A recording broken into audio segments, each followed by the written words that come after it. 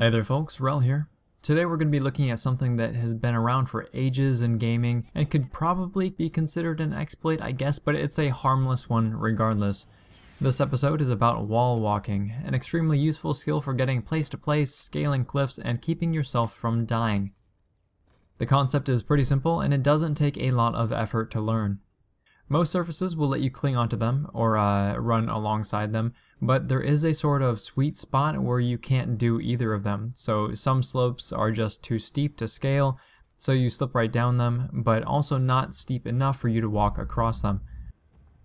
To wall walk, you essentially want to be touching the wall and looking almost parallel to the surface.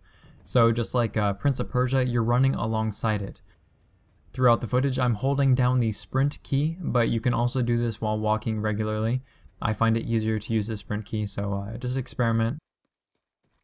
And you'll see that I just traced the outline of the mountain. So that's pretty simple and really all the direction you need, but if you do any of these things while walking, you may slip off. So if you're facing the wall a little bit too much, you might slip and fall. If you're going to face the wall, you really want to face the wall, like look directly at it and actually look up too, because that'll help you latch onto the wall without falling. But there's a point where if you're not looking at the wall enough and you're not looking away from it enough, you'll usually slip right off. And if you stop moving, or rather if you stop pressing the movement direction key, you'll usually slip and fall. If you're trying to jump, you might also slip. If you want to jump, there has to be a surface below you that will accept it. So if there's nothing below you, then that's not really going to happen.